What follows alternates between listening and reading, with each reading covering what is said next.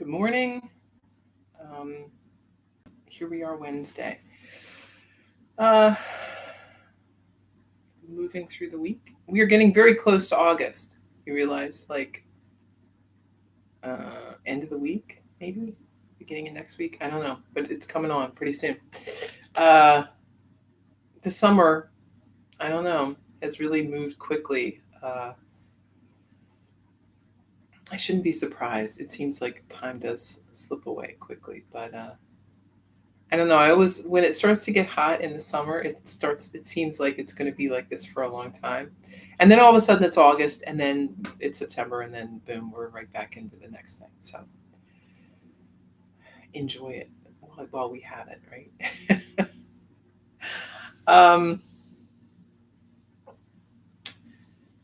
so let's talk a little bit today about so one of the things um, that we talk about a lot in yoga is this idea of uh, letting go of your ego, right? Your selfness, right? Being less attached to um, your individuality and more interested in your similarity, right? Um, we know that we are a social animal, right? That's what we call ourselves, um, and that we are operating well and at our best, really, when we're in a group, right? When we are in um, a sort of um, a group environment, let's say. That doesn't mean we can't do well by ourselves. We certainly can, but we when we are by ourselves, that can give us funny ideas like we're alone, or we are lonely, or uh, we don't matter, or nobody cares about us, right? Um, we can get some um, that sort of forced separation can give us some um, kind of skewed ways to look at things, because that's what we're experiencing in our physical body at that point, right? But being together, being part of a community, reminds us of who we are and what we are, that we are all one, that we are all part of this uh, team, right? We're all in this boat together. And um, it's important to remember that, right?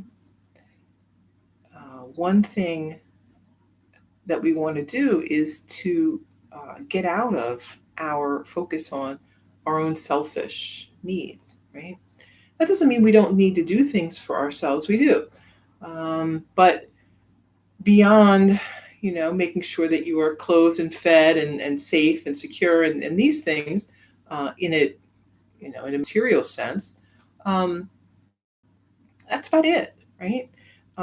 Beyond that, we can turn our attention maybe to others, and even I'm not even sure we need to do that, right? I mean, isn't there's a passage in the Bible about that God feeds the birds, right? The birds don't worry that they're going to be able to find enough to eat or a place to live. Um, it's just there. That's what they expect. And I'm not saying you should give up working or saving your money, or cooking for yourself, but maybe don't stress about it quite as much as we sometimes do. Um, if we are working, if we are trying to take the good steps, things open up, right? Um, those things aren't, they're a struggle, But when we've established that, what then do we turn our attention to, right?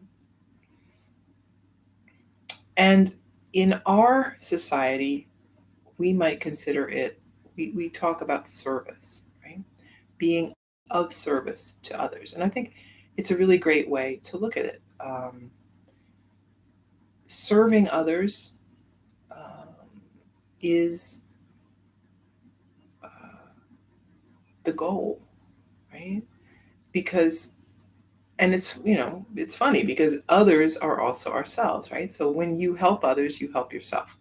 When you get out of your own head, stop worrying about every single thing, and instead turn some attention to others, you see your life open up. You see um, your worries are put in perspective. Right? You see people who are struggling with things much greater than you are at this point in time. Um, Many of them with a great deal more grace and strength than I feel like I might be able to muster up under those circumstances. It's an inspiration. Um, it's a lesson to learn, um, and we learn from each other, and we teach each other. Right. Um, one of the um, one of the sad things I think about our country is um, that we don't value um, our elder population, I think, the way we should. I think other cultures get it better than we do. Um, we tend to kind of shuffle off people once they become of a certain age as if they don't have as much to offer and contribute. Um, when in truth, they have maybe the most, right? They have the most knowledge, the most experience. Um, they have seen things that perhaps we have not. They've gone through things that perhaps we have not, and have things to share. Um, so, being in a community of people going through the same experiences as you, because we all going through these same experiences at one point or another, right? We all are losing. We all are winning. We all are falling in love and having our heart broken. We all are struggling with our work and our internal structure. Um, we are all struggling with our relationships. There is no, there's not a lot new under the sun, right? The things that we're going through now, people have gone through throughout history, um, dealing with illness, dealing with um, the insecurity of um, health situations, job situations. If we have not encountered these things before in our life, it can be scary. Um, but there are people who have, right? And we can talk to them. We can find out how did they deal with it. Um, what was their course of action? We can find some support, and even just knowing that other people have gone through it and they're fine, so will we be fine. Um, it's a constant uh, struggle, I think, to stay centered and to stay in the midst, right? Not to withdraw, not to get scared and want to just be in your own space, right? Um, for many people, that is their natural reaction to misfortune or difficulties, right? To isolate. But we know, right, from our yoga that um, that's the wrong impulse, right? I mean, you may need that, maybe you need that to kind of settle things down and regroup, but um, the thing that pulls us out of that is reaching out, is moving out towards others, remembering who we are, remembering what we are at the core. Um, these are the things that sustain us. These are the things that move us from here to there. So keep moving. Don't get stuck. And remember this idea of service. Service is what brings us into the next phase. Right? Um, it's hard, right, to feel a lot of compassion and understanding for people if you don't come into contact with them. We've seen this time and time again in our own country, um, with a segregation and people living in closed communities where they don't have contact with people that are different from them, um, racially, um, economically, um, socially. I mean, just different ways of doing things. When we keep ourselves in our little groups, and we don't reach out into a greater sense, we lose a lot. Right? Um, and we have seen this again in the fallout from this, right? Um, Workplaces and communities and things that are less diverse are worse, right? Behavior is bad. Um, there is a culture that is toxic when we don't have everyone represented. Um, it can't help but be, right? It it just doesn't function well.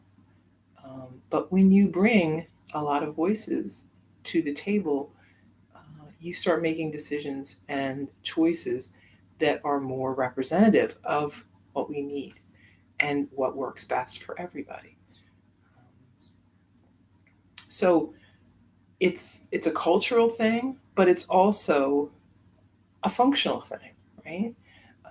We can change some of that culture by simply changing the way groups are populated, right? So we are working towards that, and I think, as a society and a country, there's a lot more awareness of this, either uh, um, conscious or unconscious, right? We are moving into a place that is more representative, more fair, more inclusive for everyone. I hope. But as with everything in yoga, things are measured by small, by very small measures. So um, people get frustrated, I think, sometimes with the idea of, you know, the yogic way of doing things, right? The nonviolence and the working your yamas and your niyamas and working on yourself, right? People want to go out and like pull down the world and set it on fire. And there may be times when, we are at that point, but for the most part, I would say, you got to work your yamas and niyamas. And if what you're trying to do isn't fitting into those, you're not doing the right thing, right? You're off the path. Get back on the path. You may not achieve your goal in the time frame you want, and that's something I think that we all are going to struggle with, because we want yoga, we want these things that we do to be, like a magic bullet, just it's done. But it's not, right? I mean, yoga works on you first, and then it starts to work on everybody around you, on your sphere of influence. But it takes time, and um, in it's measured in lifetimes. It's not, um, you know, but that's because we are eternal, because our soul or self is eternal. We don't care, right? What matters is what we do. The end result takes care of itself, right? That's the beautiful thing about right action, about being on the path. You don't have to worry about the outcome. You don't have to have the payoff, right? We don't do things because we're going to get something good out of it at the end, right? Right? That's not why we're doing this, right? We're doing it because it's the right thing to do, which is what we do with yoga all the time. We do it because it's the right thing to do. The outcome is a bonus. That takes care of itself. Um, if you are doing the right steps, the outcome will also be right. Does that mean you're going to like every outcome? It does not. Because the right outcome might not be favorable for you. How about that? Right? And this is something I think as a culture we are struggling with, because there are a large amount of people in this country that have been doing the wrong action because it benefits them. And doing the right action may actually, in the short term, appear to injure them in some way or to hinder them in some way. That is an illusion itself, um, but it may seem that way, which is why we don't evaluate the outcome, right? Because you are too narrow, right? Our vision, our sight is very much focused on ourselves.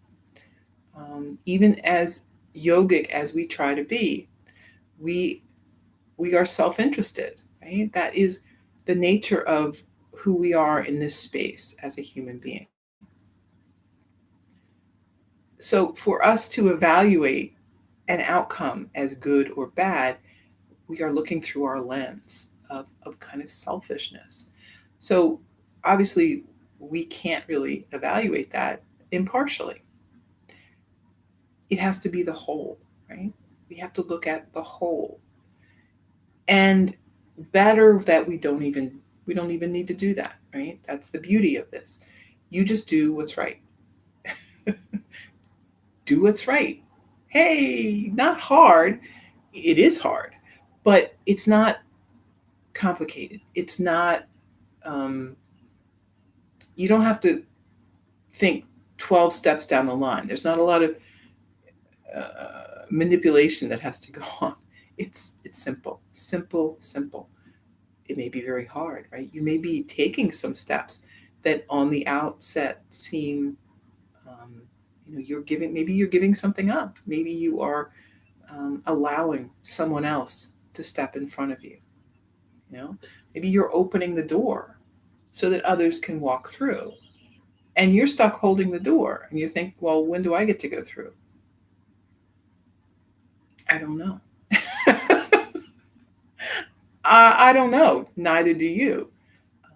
But if you see people need a hand, you see a lot of people carrying packages. What are you going to do? Open the door and hold it for them? Or are you going to drop it on them? Are you going to let them stand there, not being able to get in? You're going to do the right thing. Right? So do it. um, if we can all do this, and obviously, right? I mean, I'm a yogi, I'm an optimistic person, but I know we're not going to get everybody to do this. There's going to be a lot of people who just don't care about that, who are so selfish and set in their own mind that they're still just going to pursue their own little little thing, right? But it doesn't matter because they do them, you do you, right? What others do is not our responsibility, right? Um, Unless maybe you're a policeman or something. I don't know. Um, what others do is not our responsibility. But, right, the corollary to that would be um, if we see harm, we need to do what we can to mitigate that, to alleviate that. Right? And obviously, everyone has their own comfort level with that. Um, you want to balance that, with your own safety and well-being. Um, but if you can, right, you want to step in. You want to say something. You want to not sit there and listen when someone is being abusive or uh, harmful to others. We want to do the right thing.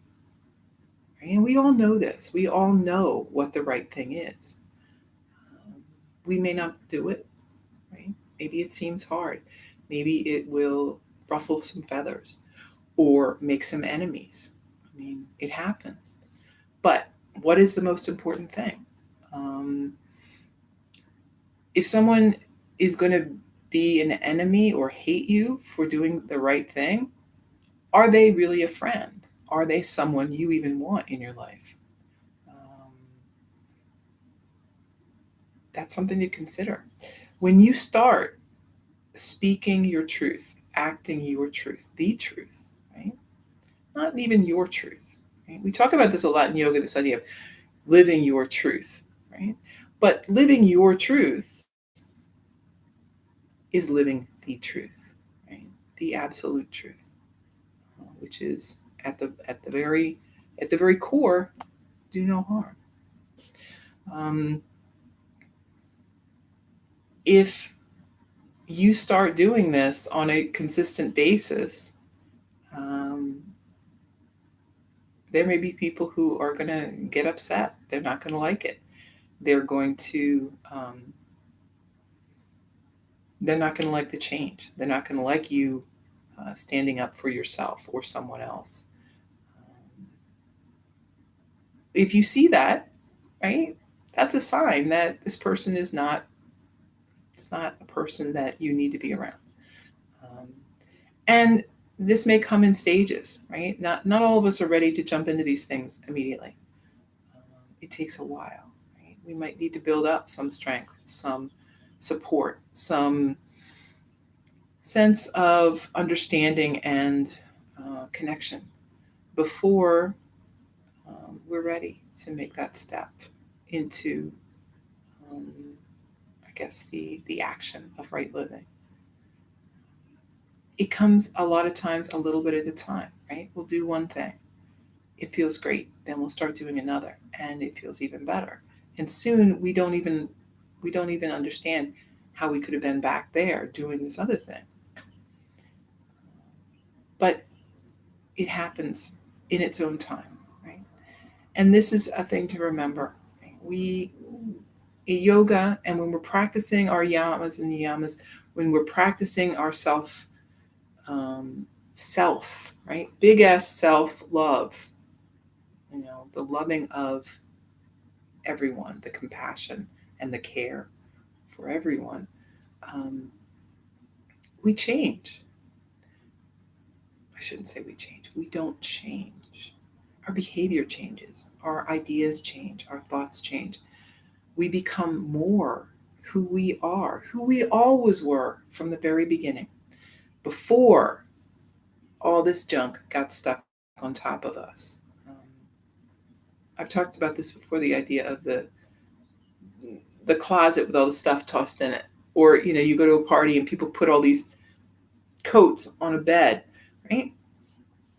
You've had this stuff dumped on you your whole life. And some of it falls off, some of it sticks. Um,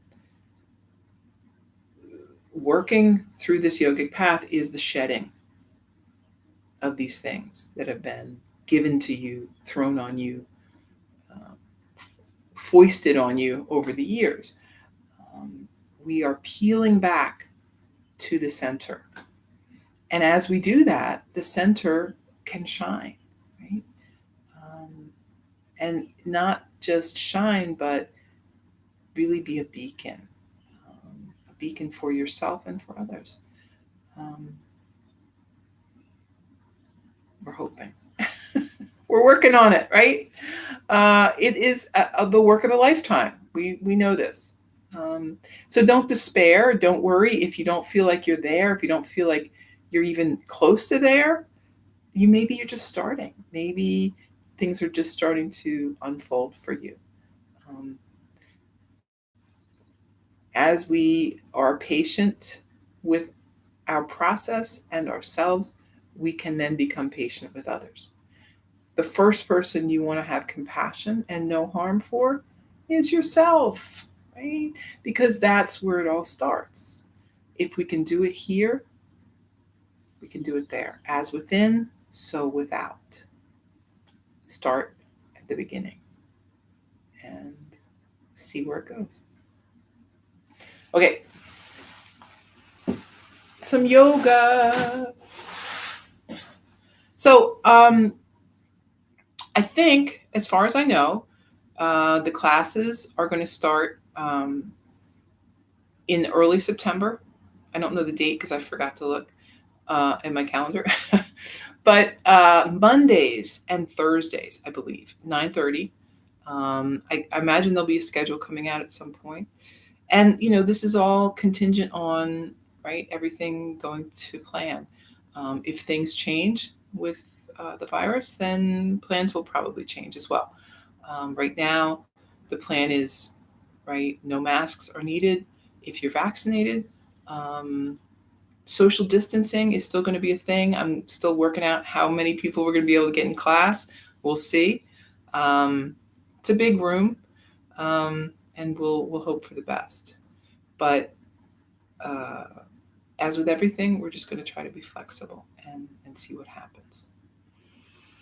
All right. So let's sit up tall, breathing. Relax the shoulders and let the head just hang down.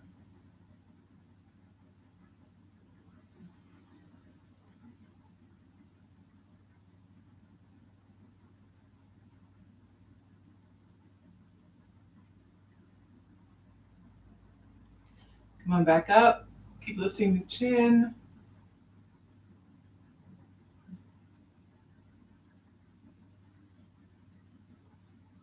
Back to center, breath in, and then just move the head to the right. Back to center and moving left.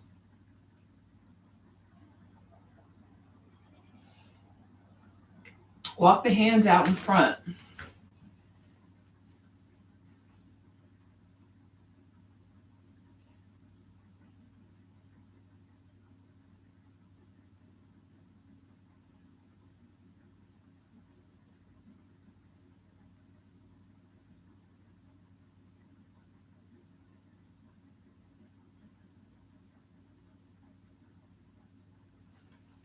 And then behind, squeeze the shoulder blades together. Fingertips pointing away from the body. Gaze up.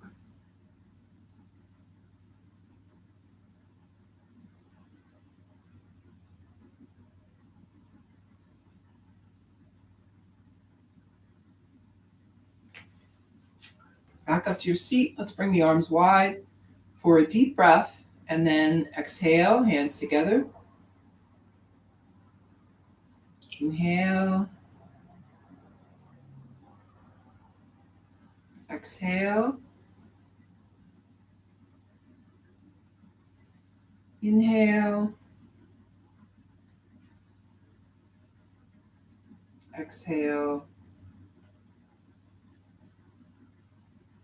One more inhale and exhale. Interlace the fingers, lift, gaze up, and then arms down by your side. Inhale, lift. And lower. Lift. And lower. Lift the shoulders, roll them back.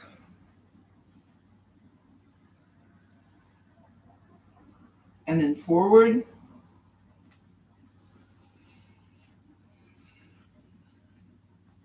Right hand on left knee, left behind, sit tall, take a deep breath, twist. Center again, switch sides.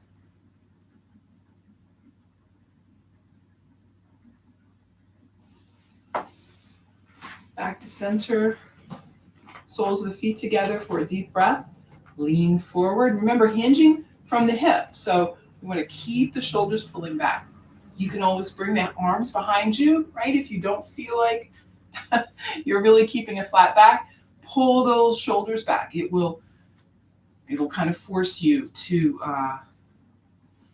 get that sensation, right? And with a lot of these poses, what we're trying to do is get that sensation in the body so you have a frame of reference. You get some muscle memory to what that pose is when we're in the right place, right? When we have our body in the position that we're going for, right? Doesn't mean the pose is going to be exactly how you think it should be or something, but you're doing the right things with your body to the extent that you can, right? To the extent your strength and flexibility allow. We get those markers, right? Those sensations. So when we're there, we kind of know, oh, okay, this is how it feels. Come on back up. This is much more important than focusing on the visual, right? How does the pose look from the outside? I don't care about that. Maybe somebody is, but there's no need to care about that. What you want to know is, how is the pose feeling on the inside? How do your muscles feel? How do your joints feel? Are you in that place where you were? Are you moving a little beyond that, right? Are you making a little step into the next zone? It's still staying in the same form, right? Knees up, and let's grab a hold of the toes, lean back a little, and then extend, right?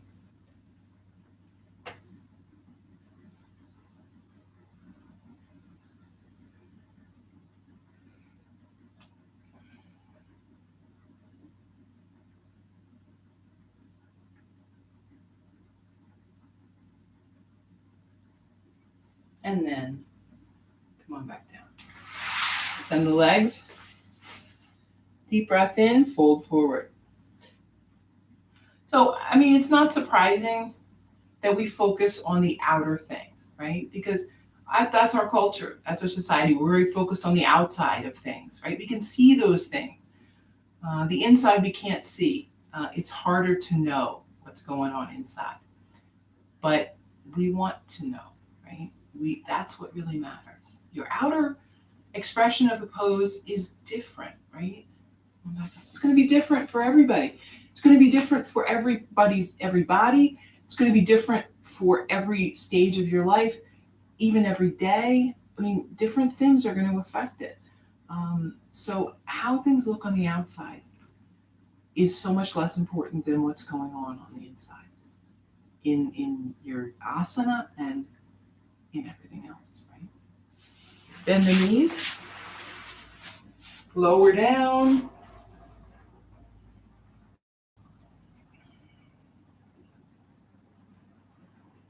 Take a few moments here to breathe.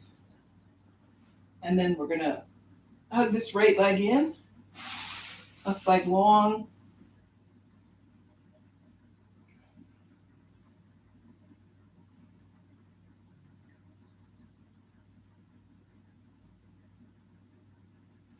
Maybe extend the leg. If you want, you could grab a hold of the calf or the ankle, if you can reach the toe.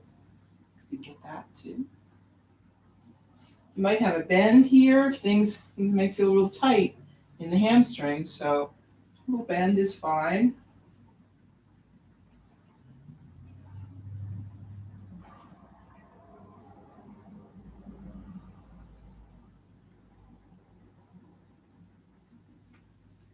Switch around here.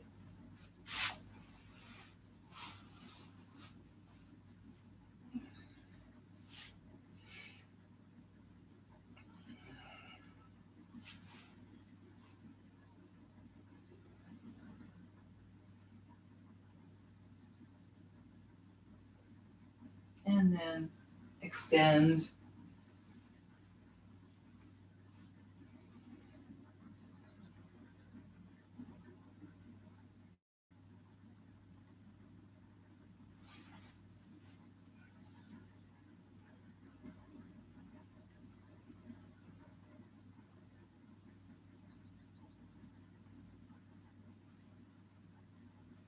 Extend the legs.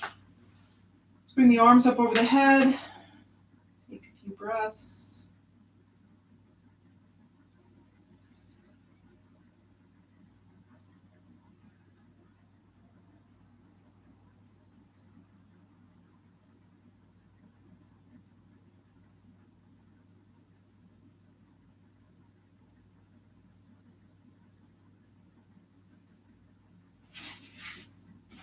And then knees back into the chest. Let's rock a little side to side.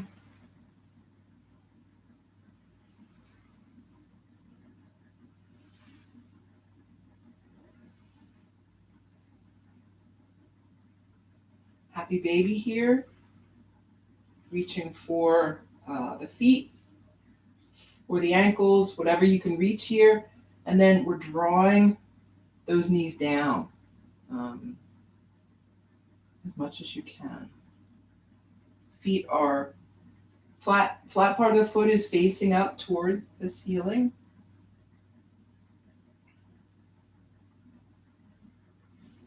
You can stay right here or maybe rock a little if you like how that feels.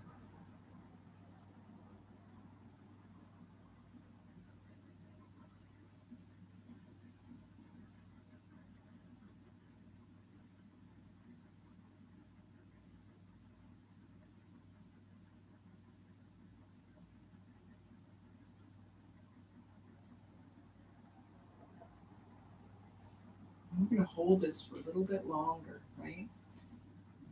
This is a great yin pose. So yin yoga, you're holding poses for a bit longer and letting it kind of sink into the body. And yin practice is a great way to really learn the pose. When we move through the poses fairly quickly, we don't really inhabit them. We're just there for a second, right? So we can do some stuff sometimes that isn't that great, right? Maybe we go a little too far. Maybe we're stretching a little too much, but we figure it's okay because we're only going to be there for a minute, right? Or less than a minute, a few moments. But oh, I can't hold that. Now we're done. Yin teaches us to find that place we can inhabit, to find the ease within the pose, to find the place that we could stay for a minute or 5 or 10. We're not going to stay here for 10 minutes. But it reminds us that we can persevere. Right? Even in a pose that feels difficult, you can find ease. You can find a place to live in that pose. And this is something that we will find helpful in our life, right? There are many times we're in positions where we feel like it's unsustainable, it's unsupportable, but it could be we are stuck there for now. how do we find our ease? How do we find a place where we can exist, even in difficult circumstances?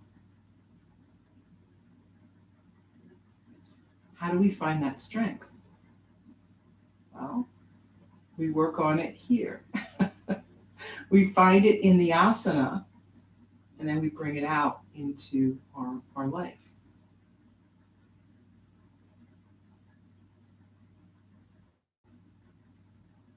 Okay, are we done yet? Maybe. Let's do it.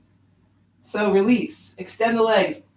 Well, that feels good, right? Doesn't that feel good after, did you ever think extending your legs over your head would feel so good? Not. Let's rotate the ankles with the legs extended. Why not? And then one way and the other.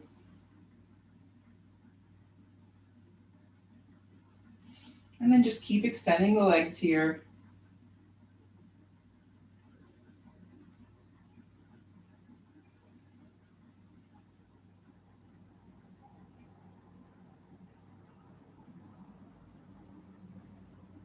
Bend the knees. Arms can be to a T or goalpost arms. Take a breath, and we're lowering to the right. Come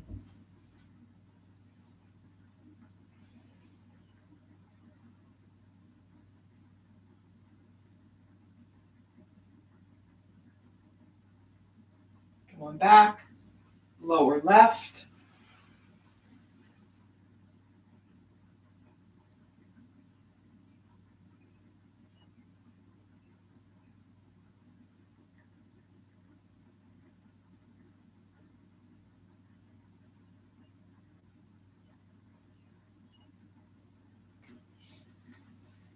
Back to center.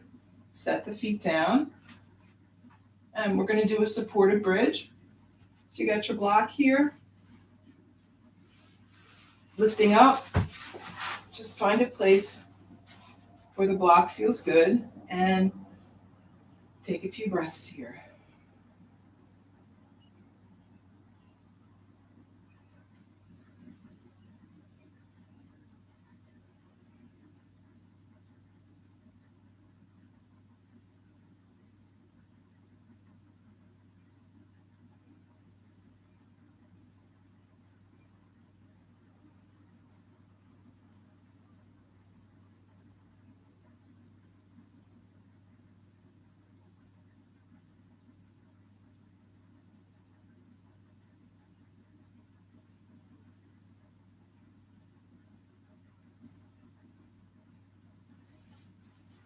Then back to the mat, soles of the feet together.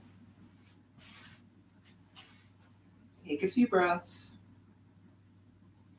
And then we're going to move into Savasana here. So you could stay like this or extend the arms and legs, whatever feels good for you.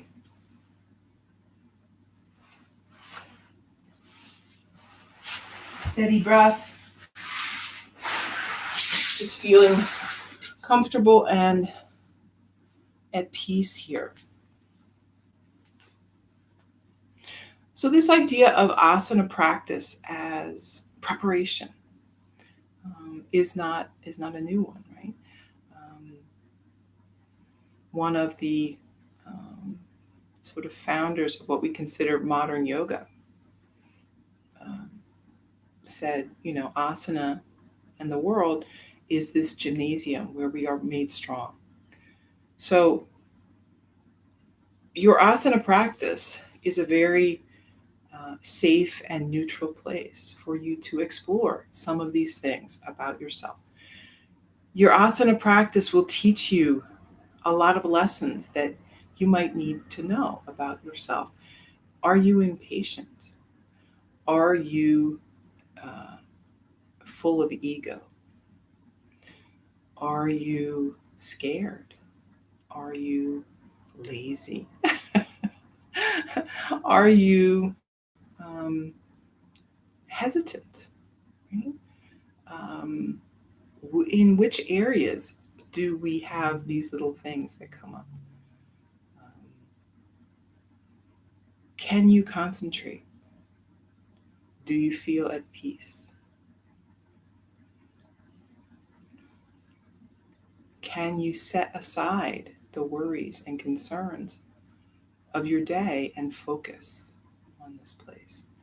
Um, None of these are um, things we do intuitively. Well, sometimes they are, but they're things we learn, right? So if you're struggling with these things, right? If you come to class and you say, "Oh, yeah, I'm impatient.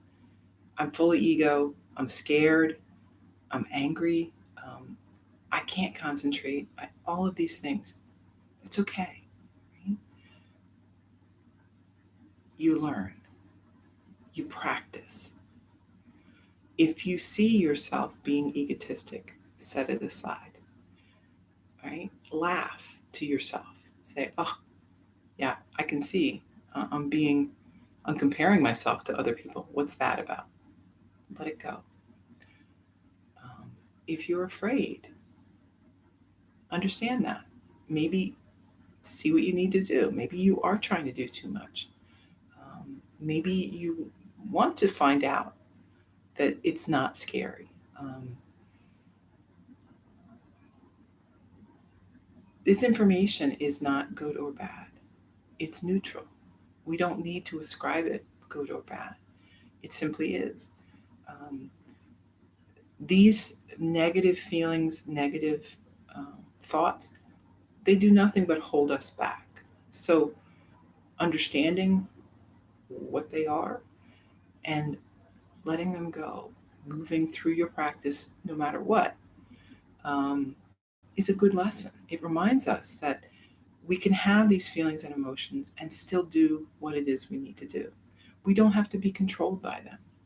We can feel them, we can understand them. Um, Maybe not even understand them, but we can be compassionate towards them and ourselves. We are not our feelings. Our feelings don't have to rule us. We can feel things and do it anyway, right? Um, that's uh, that's like a really classic sort of quote. Is fear. Everyone has fear, but courage is doing it anyway. Right? Courage is moving on regardless of your fear, setting your fear aside, um, moving through it. So we learn to do this maybe with our practice. It gives us a safe space to explore some of these things, to explore moving through. And then we take that out into our world, into our life. If we are strong in our yoga practice, in our space, we can then be strong other places. We can also be flexible and you know, bring out the best in our practice and in our life.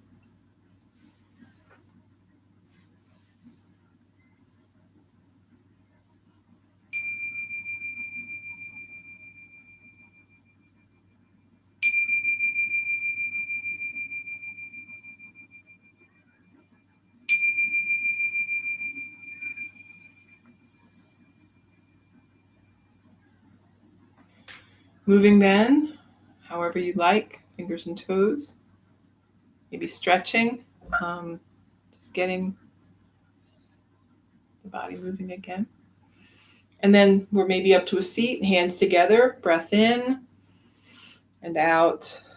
Thank you for coming to your mat, um, having some practice today, and sharing it with me. I hope that you have a most excellent Wednesday.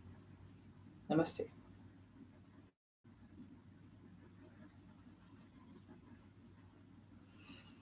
Okay, jumping into meditation because 5 minutes is nothing in the course of your day, but it could be a real change in how you're feeling or thinking. Um,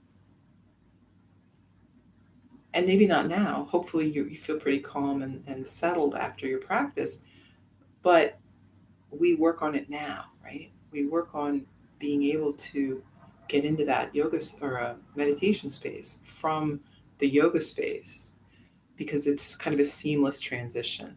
Um, Yoga asana traditionally was used as preparation for long meditation sessions. So um, there is an understanding that it is one leads often right into another. So we don't necessarily, we're not going to do a long one, but we're learning. We learn that path so that then other times of the day when we might really need to get that thing going, uh, we're comfortable getting to that place. So breathing, steady, relaxed.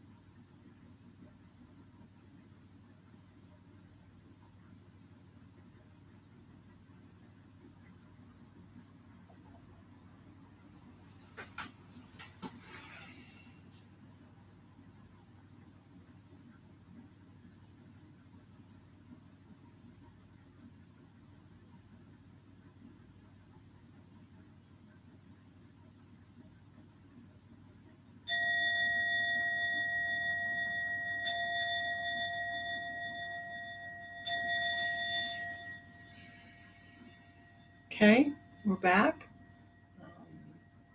Hopefully that was relatively peaceful for you. All right, so I'll be back tomorrow, and enjoy your day. It's maybe a little cooler today, but still pretty hot. But I think we're going to get some rain, and then maybe a little cooler temperatures over the weekend. We'll see. Okay, see you tomorrow.